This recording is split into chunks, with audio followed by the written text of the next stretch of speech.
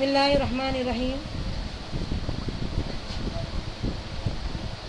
اللہ تعالیٰ نے انسان کو جو قوتیں مہیا فرمائی ہیں ان کے استعمال کے لیے وسائل بھی دیے ہیں۔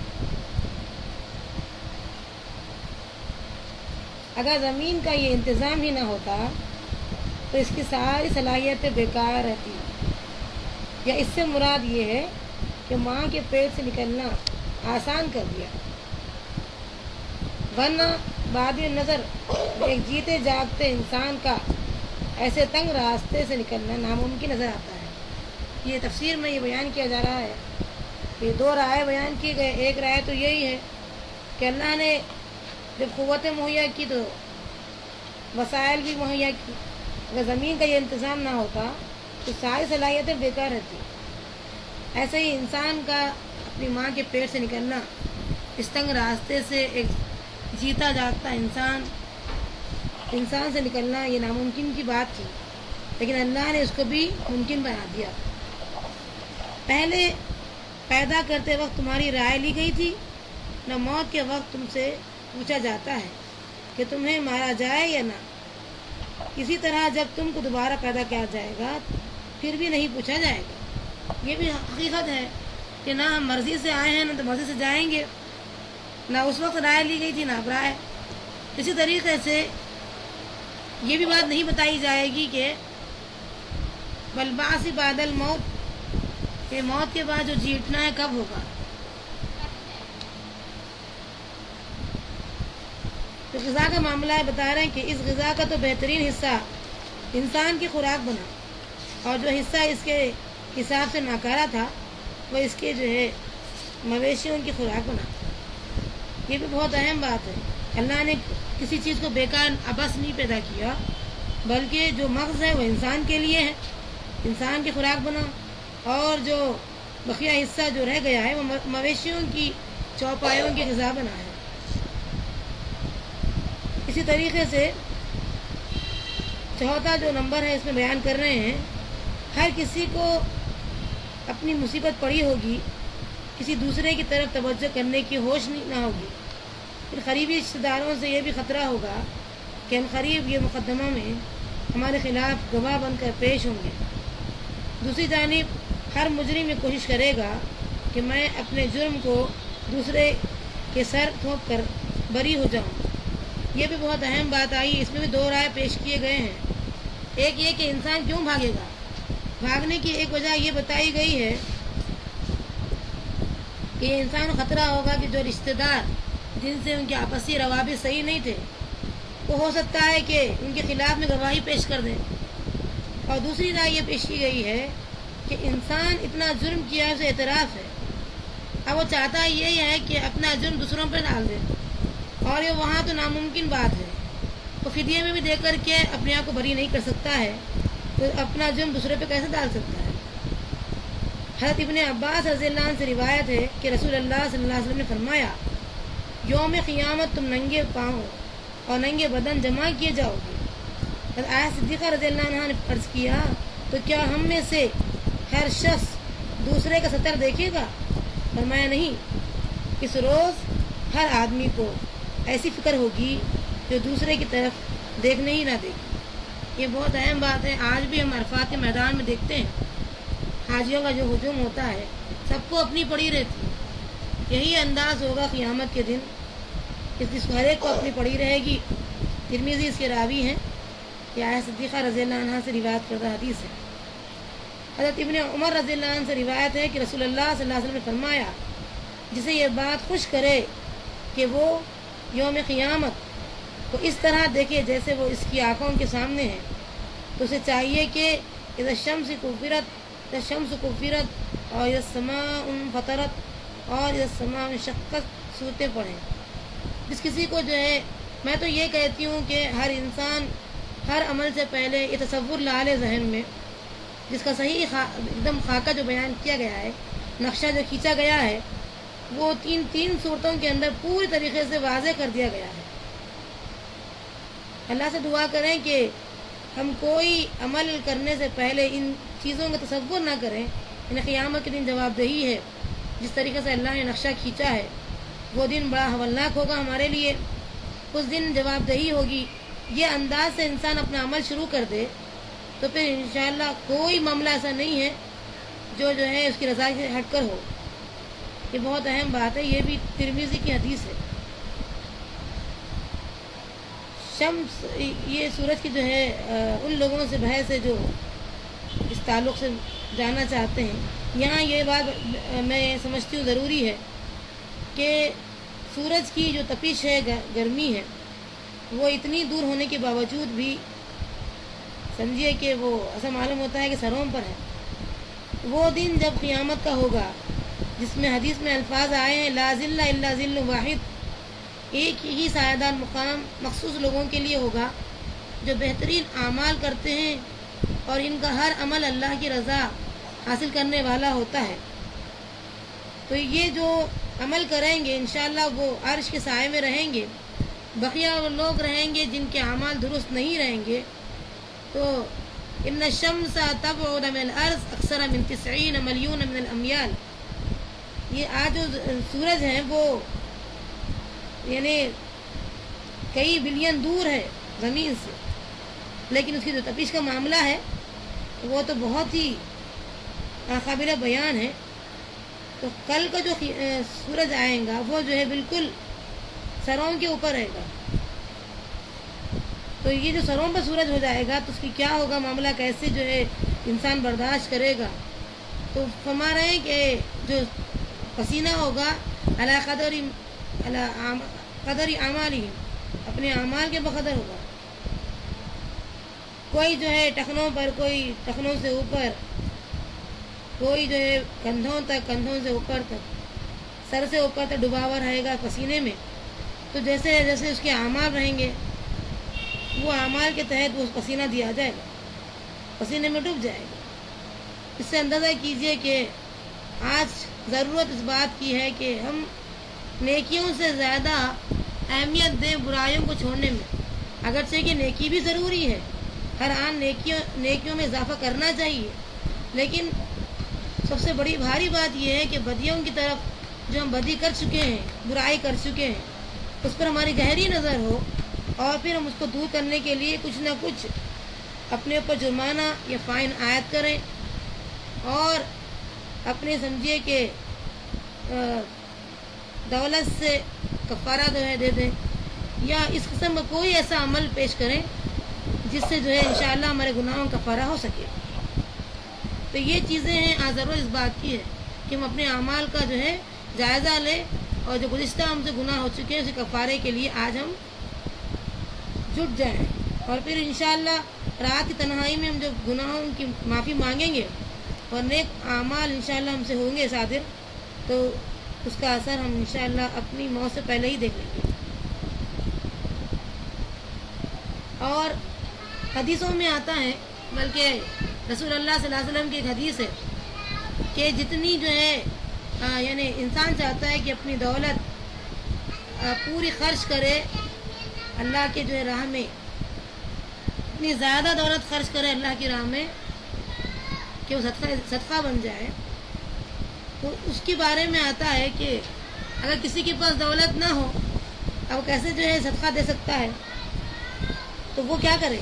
تو اس صورت میں بتایا گیا کہ یا علی لا یہدی اللہ بک رجلا خیر لک من حمر النعم، اے علی اگر تم صدقہ نہ دے سکو تمہارے لیے کافی ہے کہ تم کی جو اونٹیاں ہیں وہ فدیے میں، صدقے میں دے دو۔ تو یہ ایک یعنی جتنے ثواب کی امید ہے وہ ایک شخص کو نصیحت کرنے کا اتنا ہی اجر ہے۔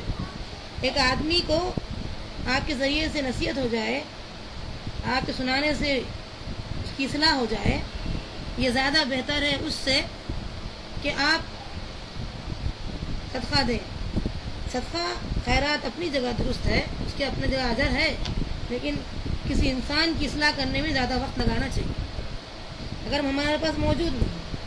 اہل عرب کے نزدیک ایسی اونٹنی بہت قیمتی اور محبوب ہوتی ہے، تو وہی بتایا جا رہا ہے کہ ایسے اونٹنیاں جو یہاں پر اس کا ذکر آ رہا ہے، اور یہاں اس سے پہلے جو ذکر آیا ہے کہ قیامت کا دن جو ہوگا وہ انسان چاہے گا کہ اپنے باپ کو، اپنے بھائی کو، اپنی بیوی کو، اپنے بچوں کو، سب کو فدیے میں دے کر کے جو ہے بری ہو جائے، چھٹکارا حاصل کر لے، وہ حاصل نہیں کر سکتا. تو اس دنیا میں انشاءاللہ اپنی اصلاح کر لے.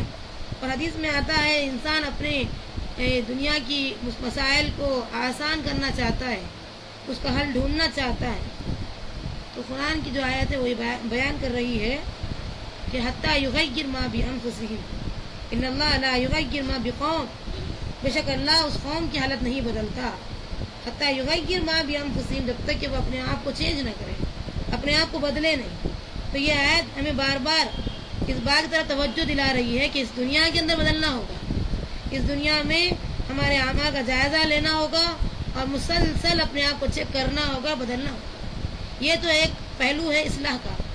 دوسرا پہلو ہے کہ خالی اپنے آپ کی اصلاح کرنے سے سکے کا ایک رخ ادا ہوتا ہے، لیکن جب تک کہ سکے کے دو رخ نہ ہو، وہ دو رخ ادا نہ ہو، جنت کی جو ہے امید نہیں ہے، جنت کا سکہ مکمل نہیں ہوا.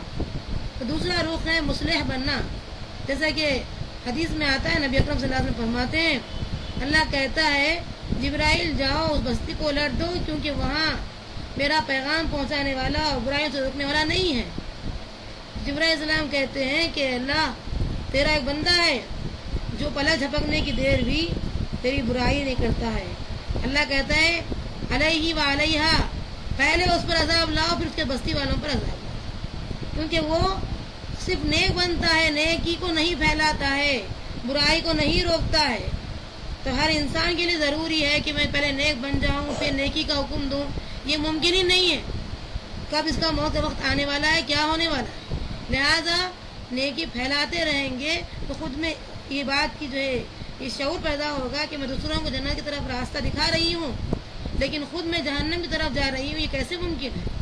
تو پھر انسان یعنی محکم انداز میں، منظم انداز میں اور پختگی کے ساتھ عمل میں اپنے آپ کو جو ہے اب عمل کی طرف راغب کرے گا. یہ ضروری ہے کہ ہم دوسروں کو مسلسل بولتے جائیں، مسلسل تبلیغ کا کام کرتے جائیں تاکہ خود کی اصلاح بھی ہو جائے. اور ایک فائدہ یہ ہے تبلیغ کرنے سے کہ دوسروں کی اصلاح ہو نہ ہو، خود کی اصلاح تو پکی ہے، ہو ہی جاتی ہے. لہذا اب ہم کریں گے، بعد میں کریں گے، پہلے عمل کریں گے، اس کے بعد بولیں گے، تو یہ ناممکنات میں سے وقت ملنا ضروری نہیں ہے.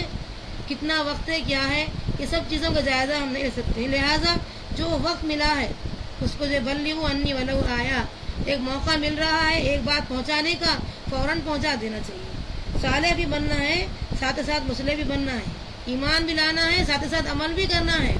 عمل بھی کرنا ہے، تواصی بالحق بھی کرنا ہے، حق کی بات لوگوں تک پہنچانا بھی ہے.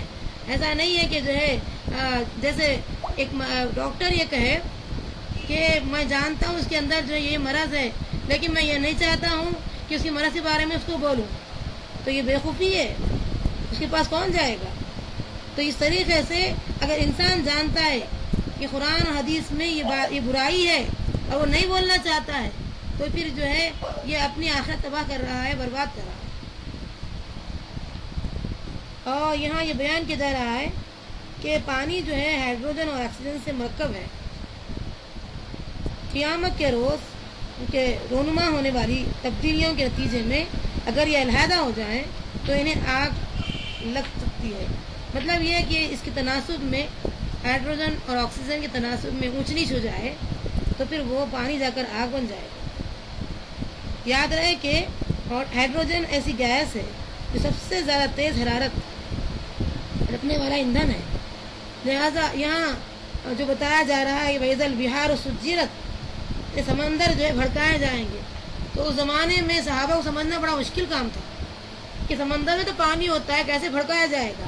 لیکن آج کے انسان اس کو بآسانی سمجھ سکتے ہیں. اس سے اندازہ کیجئے قرآن رہتی دنیا تک کے لیے معجزہ ہے، اور وہ باتیں جو ہم ابھی نہیں سمجھ سکتے ہیں ہو سکتا ہے ہماری نسل کو اللہ تعالیٰ وہ عقل، وہ شعور، وہ دماغ دے دیں کہ وہ انشاءاللہ جو بھی متشابہات ہے قرآن کے اندر جو ابھی نہیں سمجھ سکے ہم لوگ وہ لوگ سمجھ سکے. لہذا یہ قرآن کیا ہوا ہے، معجزہ ہے، یہ اللہ کا کلام ہے، انسان کا کلام نہیں ہے. اس میں کئی باتیں نکلتی ہیں. اس کے بعد بیان کیا جا رہا ہے اس کا دوسرا مفہوم یہ ہے یہ بیان کیا گیا ہے کہ مختلف قسم کے لوگوں کو ان کے مجموعوں میں شامل کیا جائے گا۔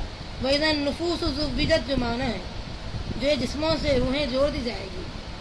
اب دیکھیے اس میں تھوڑا سا فرق یہ ہوگا کہ اس کے بارے میں اور باتیں بھی آئی ہیں، لیکن یہاں جو بیان کرنا مخصوص سمجھتی ہوں، تھوڑا سا فرق یہ ہوگا کہ جسم جو ہے جوڑ تو دیا جائے گا روحوں سے، لیکن وہاں کی بناوٹ تھوڑی بہت مختلف انداز ہے۔ جیسے مثال کے طور پر انسان جب پیدا ہوتا ہے تو کسی ایک شکل کا ہوتا ہے، جب تھوڑا بڑھتا ہے تو اس کی جسامت کے اندر فرق آتا ہے، اور درمیانی جو اسٹیج ہوتا ہے اور تھوڑا وہ پھیلنے لگتا ہے۔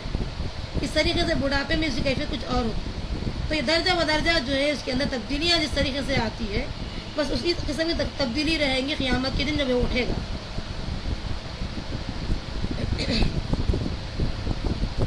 انتہائی بلیغ انداز ہے کہ اللہ تعالیٰ زندہ گاڑنے والوں کو دیکھنا بھی پسند نہ کرے گا اور ان سے بات کرنا بھی پسند نہ کرے گا، بلکہ اس کی بجائے اس معصوم سے سوال کرے گا، رب یہ کام کیوں کرتے تھے؟ اس کا جواب یہ ہے کہ فخر و فاقہ غربت کی وجہ سے، اور اس ضمن میں وہ لڑکوں اور لڑکیوں میں کوئی تمیز نہ کرتے، لڑکوں کو بھی زندہ درگور کر دیتے، اس کے علاوہ لڑکیوں کو اس لیے بھی مار ڈالتے تھے کہ اس کو اپنا داماد بنانا ذلت سمجھتے تھے۔ یہ تو جو ہے آج کا بھی رواج ہے، جس جگہ لڑکی پیدا ہوتی چہرہ ایک دم سیاہ ہو جاتا ہے۔ کل کی باتیں تھی وہ، لیکن آج بھی کچھ نہ کچھ حصہ اس کے اندر ابھی باقی ہے کہ وہ داماد پسند نہیں کرتے ہیں۔ اس طریقے سے اور معاملات جو ہے انسان یعنی کیسے جو ہے برداشت کریں، یہ لڑکی جو ہے پتہ نہیں کیا کچھ ہوگا اس کے پیچھے، کتنا خرچ ہوگا۔ تو فخر و فاقہ کا جہاں معاملہ ہے تو لڑکوں کے ساتھ بھی ہونا چاہیے، محض لڑکیوں کے ساتھ کیوں؟ تو انسان جیسے سوچ رکھتا ہے اللہ بھی معاملہ ویسا ہی رکھتا ہے۔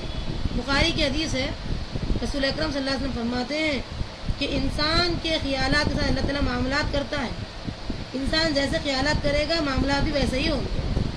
لہذا اس معاملے میں بڑی گہری سوچ رکھنی چاہیے کہ پیدا جو کیا ہے وہ اس بات پر قادر بھی ہے کہ وہ سارے انتظامات اس کے کر دے، اور اللہ اس کو اتنا ناپسند کرتا ہے اس شخص کو جو زندہ درگور کر دیا اپنی لڑکی کو، جو ہے زمین میں جو ہے دبا چکا ہے اپنی لڑکی کو، تو اللہ اس سے بات کرنا پسند نہیں کرے گا، بلکہ لڑکی سے پوچھا جائے گا، لڑکی سے سوال ہوگا۔ تو یہ اندازہ کیجئے کہ آج جس انداز کے جو ہے ہم بوجھ سمجھتے ہیں لڑکیوں کو، یہ اسی ضمن میں آئیں گی تمام باتیں۔ بلکہ اللہ پہ بھروسہ رکھیے، اللہ تعالیٰ غیب سے انتظامات کرائے گا اور پھر ہر چیز ان کے لیے آسان ہو جائے گی۔ جیسے ہم اس قرآن کو عام کریں گے تو ایسے حالات پیدا ہوں گے کہ لڑکیوں کو خاص طور سے اللہ تعالیٰ یعنی جس گھر وہ جائیں گی ان کے ذہنوں کو بدل دے گا، اور وہ بنا جو ہے سمجھے کہ اس قسم کی چندے کی شکل سمجھیے، ماڈرن چندہ سمجھیے جو جوڑے کی رقم میں لیتے ہیں، وہ بھی تو ایک چندہ ہی ہے، تو وہ بھی انشاءاللہ دور ہو جائے گا۔ اور نبی صلی اللہ علیہ وسلم کا جو انداز ہے کہ انشاءاللہ وہ انقلابی کیفیت آئے گی، اور اللہ تعالیٰ آسان کرے گا نکاح کو، زنا کو مشکل کر دے گا انشاءاللہ۔ اب اس کے بعد بتایا جا رہا ہے ابتدائی آیات میں 12 واقعات کا ذکر کیا گیا ہے، ان میں 6 تو اس دنیا سے متعلق ہیں، اور یعنی جو افکار ہے اور سمجھیے کہ دنیا کی جو بھی چیزیں اس سے متعلق ہیں، اور حشر کا جو میدان ہوگا، حشر کا جو واقعہ ہوگا، وہ تمام چیزیں اس کی بعد والی 6 آیتوں میں بتائی گئی ہیں۔ یہاں پر نمبر 7 پر ہم دیکھیں گے یہ سب جو قسمیں جو ہے اس بات کی تاکید کے لیے کھائی گئی ہے کہ یہ کوئی رات کے اندھیرے میں دیکھے ہوئے خواب کا قصہ نہیں، بلکہ روشنی میں آپ صلی اللہ علیہ وسلم نے حضرت جبرائیل علیہ السلام کو دیکھا ہے، اور جن کی لسان سے اللہ کا کلام آپ صلی اللہ علیہ وسلم نے سنا بھی ہے۔ تو یہ جو ہے نا بالافق المبین جو ورڈ بیان کیا گیا ہے، اس میں یہ بات بیان کی جا رہی ہے کہ یہاں پر ایک بار رسول اللہ صلی اللہ علیہ وسلم کو پکارا گیا تھا یا محمد، تو ادھر ادھر دیکھے نظر نہیں آئے کوئی، پھر دوبارہ آواز آئی یا محمد، پھر ادھر ادھر دیکھا گیا کوئی نظر نہیں آیا، تب تیسری بار جب آواز آئی تو ایک دم افق المبین، یعنی پورے آسمان پر افق پر چھائے ہوئے ہیں پر، تو وہ جو آئے اور ان کی جو زبان تھی اس سے اللہ کلام سنائے ہیں. اس سے اندازہ کیجئے یہ کس قدر سمجھیے کہ بہترین صحیفہ ہے. یہ کتاب کتنی مبروک کتاب ہے کہ اللہ کا کلام ہے، پھر جبرائیل علیہ السلام کے لسان سے محمد رسول اللہ صلی اللہ علیہ وسلم نے سنا ہے. اس کا اندازہ ہم کیسے کریں گے؟ یہ ہم اپنی زبان جب پڑھ رہے ہیں تو اسی اندازے کے ساتھ پڑھنا چاہیے کہ ہم کس کے کلام کو پڑھ رہے ہیں اور کس زبان سے ہم پڑھ رہے ہیں. جب عمل کریں گے تو اتنی خوشی کے ساتھ عمل کریں گے، جب لوگوں تک پہنچائیں گے تو اتنی خوشی کے ساتھ لوگوں تک پہنچائیں گے انشاءاللہ. اور بڑے قسمت والے مبارک ہیں وہ لوگ جو قرآن کو سنتے بھی ہیں، سناتے بھی ہیں. مبارک ہے وہ لوگ جو قرآن پہ عمل کرتے بھی ہیں، کرواتے بھی ہیں. اللہ تعالیٰ ہم سب کو بھی اس مبارک بادی میں شامل کر لیں. ابن مسعود رضی اللہ عنہ روایت کرتے ہیں کہ آپ صلی اللہ علیہ وسلم نے فرمایا، میں نے جبرائیل علیہ السلام کو دیکھا ہے، ان کے 600 پر تھے. طبرانی کی حدیث ہے، آپ صلی اللہ علیہ وسلم سے خود یعنی بیان کردہ الفاظ ہے کہ جبرائیل علیہ السلام کے 600 پر ہیں.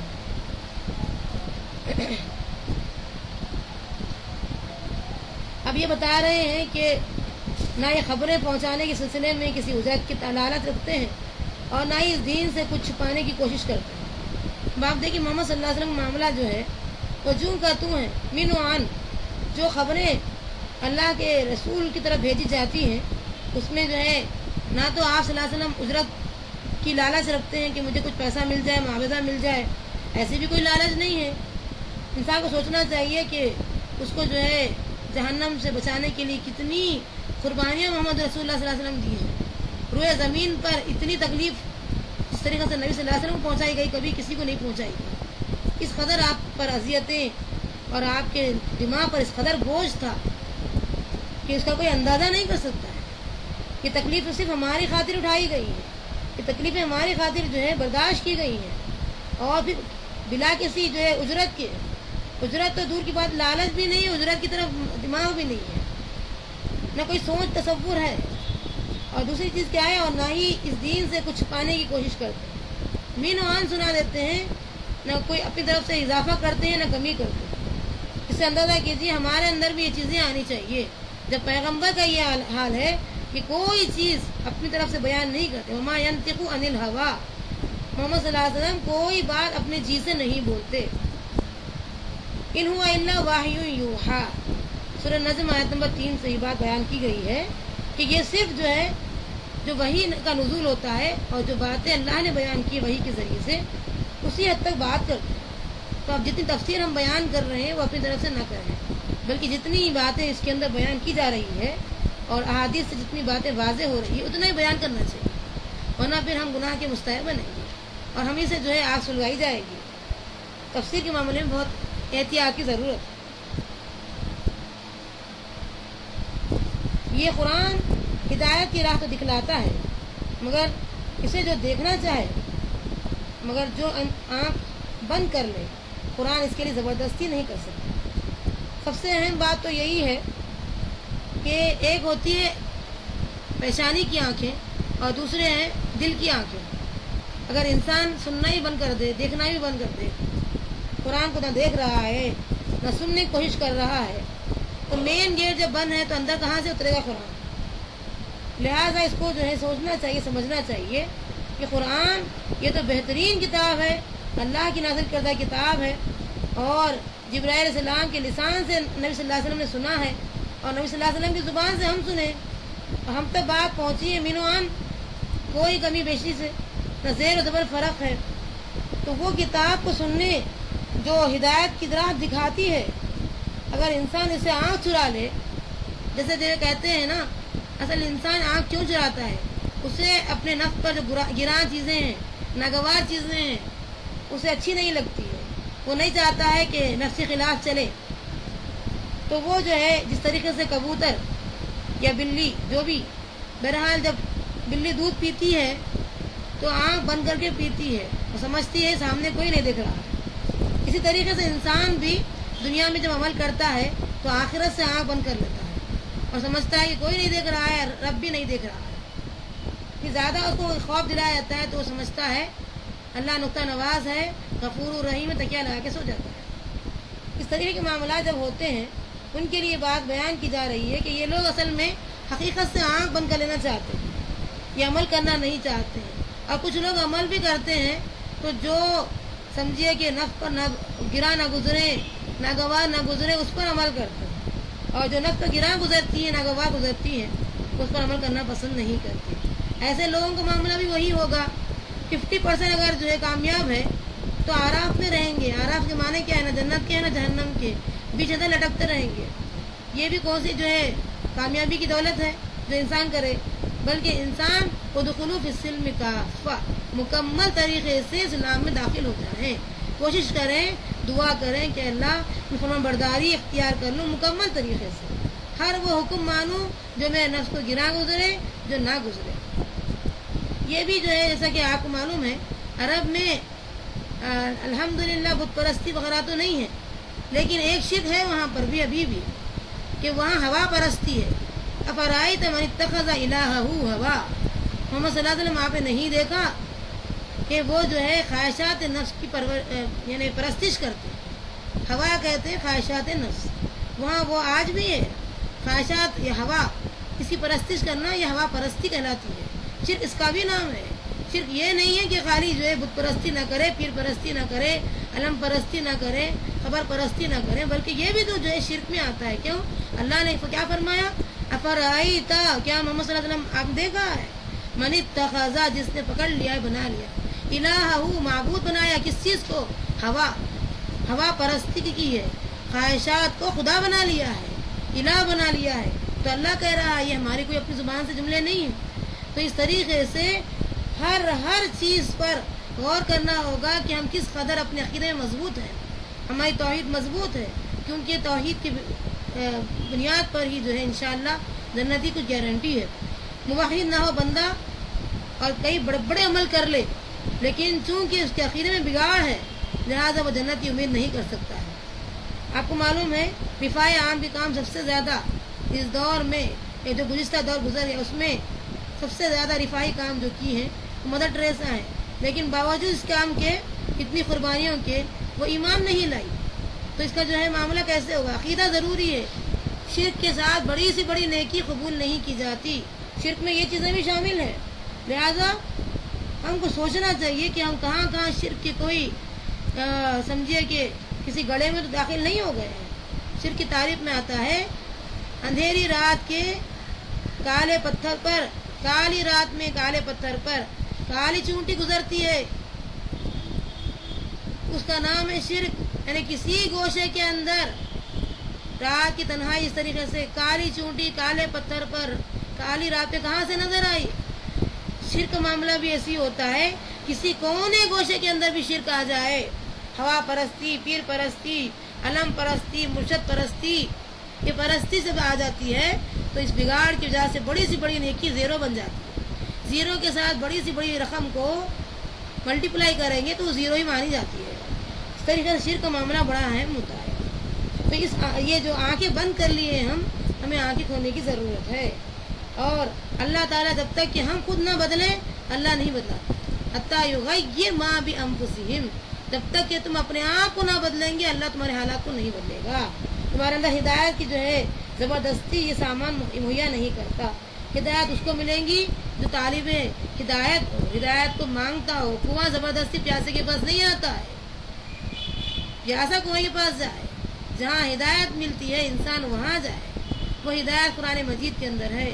وہ ہدایت کے لیے اللہ نے ایک زاویہ مقرر کر دیا، ہدی للمتقین، تمہیں متقی بننا پڑے گا، تمہیں اللہ سے ڈر کر معاملہ کرنا پڑے گا، تم صرف اور صرف اللہ کی پرستش کرنا ہوگا۔ یہ تمام چیزیں بڑی گہری نظر سے جو ہے دیکھیں گے انشاءاللہ ہم اپنے مقصد میں کامیاب ہو جائیں گے۔ صرف تمہاری اپنی خواہش اور چاہت کسی مقصد کے لیے کافی نہیں ہے جب تک اللہ تعالیٰ کی طرف سے توفیق شامل حال نہ ہو۔ اب یہ بہت اہم بات ہے کہ مشیت الہی پر گہری نظر رکھے انسان۔ اللہ کا جب تک یہ اذن نہ ہو کوئی کام نہیں ہو سکتا ہے۔ جیسے ہمارے والد کہتے تھے آسان نسخہ یہ ہے بیٹے کہ اگر کوئی کام نہیں ہو رہا ہے اس کا مطلب یہ ہے کہ یہاں تو تم آئندہ کے کاموں کے لیے انشاءاللہ نہیں کہیں،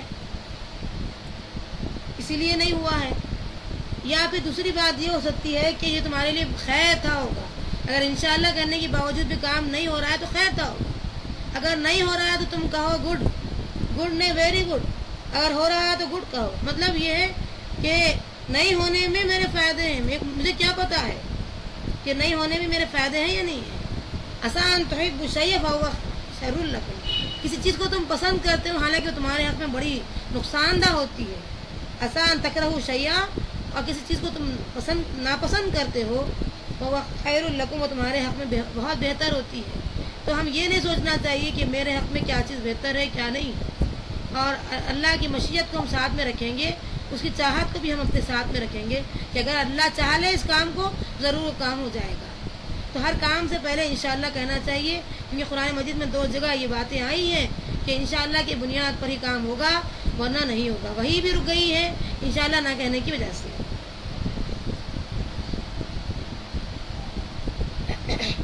اس کی ایک صورت تو یہ معلوم ہوتی ہے کہ تہہ سے پھٹ کر زمین کے مرکزی جانب بہنا شروع ہو جائے، دوسری صورت یہ ہو سکتی ہے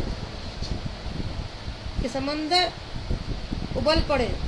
اب یہاں 2 اہم باتیں ہیں کہ واللہ عالم بالصواب کیسا منظر ہوگا، کیا معاملہ ہوگا قیامت کے دن، سمندر کیسے ابل پڑیں گے وغیرہ وغیرہ، جو ابھی تشریح آئی ہے، یہ تو صرف جو ہے انسان جتنا سمجھ سکتا ہے اتنی بات بیان کی جا رہی ہے،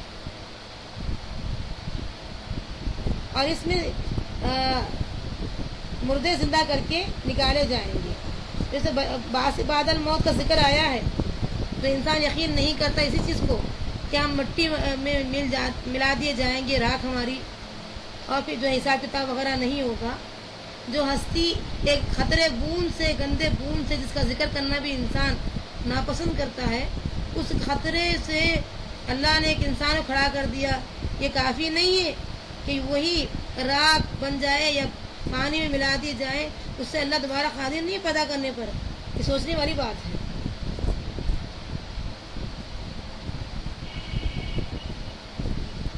اس فقرے کے کئی مفہوم ہو سکتے ہیں، مثلا جو کچھ اس نے کیا یا جو کچھ زندگی کے پہلے حصے میں کیا اور جو کچھ زندگی کے آخری حصے میں کیا، جو کام انسان نے اپنی زندگی میں کیے ہیں اور ان کے جو اثرات موت کے بعد دنیا میں چھوڑا ہے۔